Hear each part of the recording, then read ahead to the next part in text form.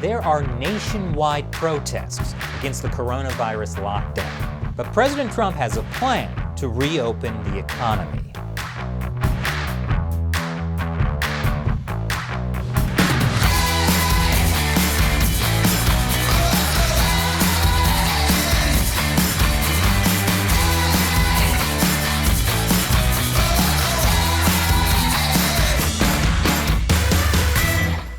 America Uncovered. I'm Chris Chappell. President Trump says we need to open up the country. Not to immigrants, though. The coronavirus pandemic has forced a near total economic shutdown of the United States, and a lot of other countries too. According to the International Monetary Fund, the global economy will contract 3% this year, rivaling the Great Depression. And in the U.S., 22 million people have filed for unemployment benefits in just the past 4 weeks. There have been anti-lockdown protests going on across the country.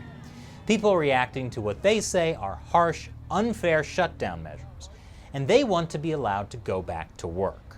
Now obviously, shutting down the economy, well, it's not good for business. But there's a deadly pandemic going on. And how to balance protecting the country from the coronavirus with making sure people can afford to put food on the table, that has become a political Kobayashi Maru. And if you don't know what a Kobayashi Maru is, you haven't watched enough Star Trek. And if you do, you've watched too much Star Trek. Anyway, it means a no-win scenario. Basically, we're in a situation where if the economy is opened up again and social distancing regulations are relaxed, more people could die. And you know who will be blamed for that? Politicians. So they want to play it safe. Here's New York Governor Andrew Cuomo. Yeah, my mother is not expendable. And your mother is not expendable. And our brothers and sisters are not expendable. And we're not going to accept a premise that human life is disposable. I agree with Cuomo. I mean, what kind of monster would argue that everybody's mother is expendable? Not me. Hi, Mom. But that's not really what people are arguing. People are genuinely concerned about losing their jobs, their homes, and not being able to feed their families, including their mothers. It's a real problem, and it's hitting blue-collar workers and minorities especially hard. And you know who will be blamed for this economic destruction? Politicians. Wait, am I having empathy for politicians? What has the coronavirus outbreak done to me? But anyway, this is the Kobayashi Maru, the no-win scenario. People's lives are being destroyed, either from the coronavirus or from problems linked to unemployment. And either way, people are going to blame politicians. Protests against the government lockdown have erupted throughout the United States. Different states have different lockdown measures in place. Some of these lockdown measures, like in Michigan, have been called draconian, as in super harsh. Some people are worried that their constitutional rights are being taken away with no clear end in sight. For many, there's a moral component to this as well. For example, liquor stores and abortion clinics are considered essential and are still open. But churches have been closed down. And it ain't America without all three of those things at the same time. Now, the fact that many of these protests have looked like this have made some media organizations look at them through a partisan lens. For example, this New York Times article focuses on how conservative groups have been helping to organize some of the protests. Now, of course, it's important to know how different political groups are involved with the protests. But the Times article also brings up accusations that these protests are not, in fact, organic grassroots campaigns, but astroturfing efforts that are manipulated by Washington conservatives to appear locally driven. But at least the Times also acknowledged that protest organizers stressed that the events reflected real concerns from real people about the economic damage inflicted by mitigation measures, which is at least better than this Fox article, which claims that it's not a real protest movement at all. partly because conservative groups are behind it, which seems overly dismissive of the people protesting. But how concerned are Americans about the economy? According to a recent poll, Americans are more concerned about the coronavirus than the economy, although more people are concerned about the economy now than they were the week before. There is a real economic toll to the lockdown. This report from the Heritage Foundation says that under a lockdown lasting 8 weeks, economic output could fall by as much as $2 trillion, or about 9% of the US GDP. On the other hand, there could be an economic toll from reopening too soon, which is to say that if the US has to go into a second lockdown later, it could be even more devastating to the economy. But it doesn't need to be a choice between total lockdown and no precautions at all. People can still practice social distancing while gradually returning to work and other activities, and that's how the federal government is talking about it. In general, President Trump has been supportive of the anti-lockdown protesters, without necessarily saying they're right. Now, these are people expressing their views. I see where they are and I see the way they're working. They seem to be very responsible people to me, but it's, they've been treated a little bit rough. But if the protesters like Trump, then he likes them. Trump also took to Twitter to support protesters in Virginia, Michigan, and Minnesota, 3 very important swing states in the upcoming presidential election. And of course, Trump's support made the protests even more controversial.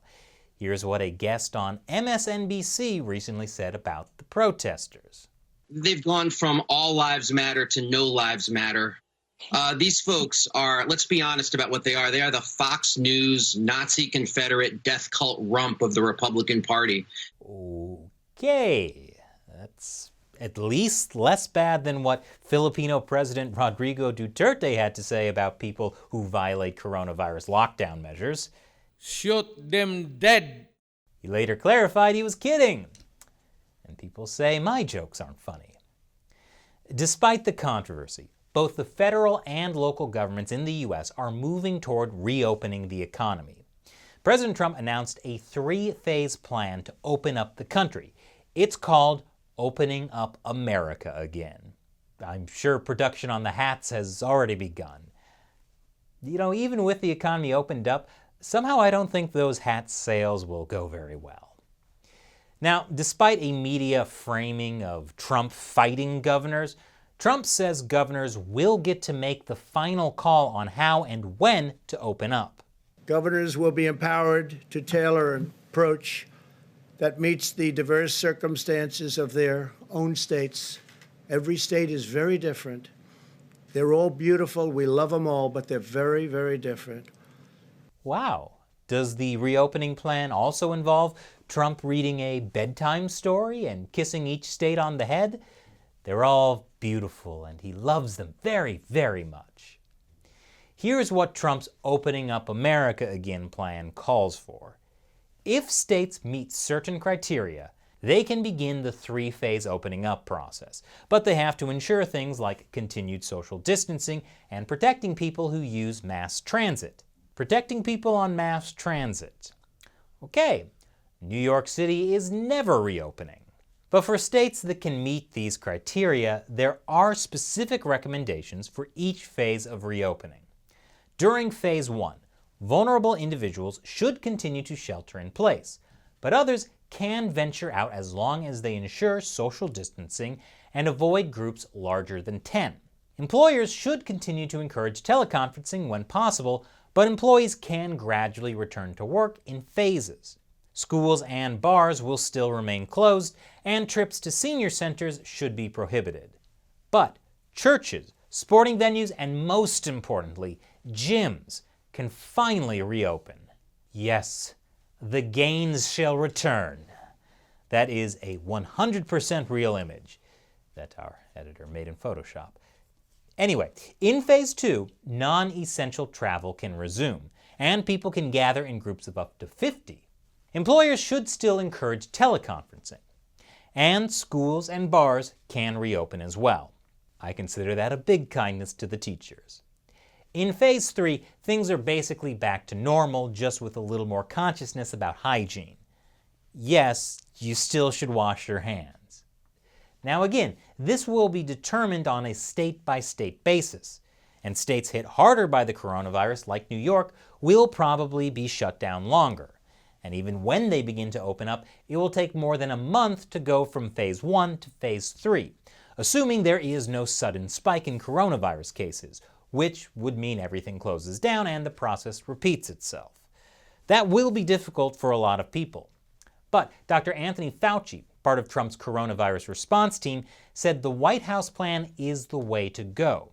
Rushing to open up would be bad. If you jump the gun and go into a situation where you have a big spike, you're going to set yourself back. So as painful as it is to go by the careful guidelines of gradually phasing into a reopening, it's going to backfire. So the Trump administration is not recommending that America should open up all at once and completely go back to normal in order to fix the economy.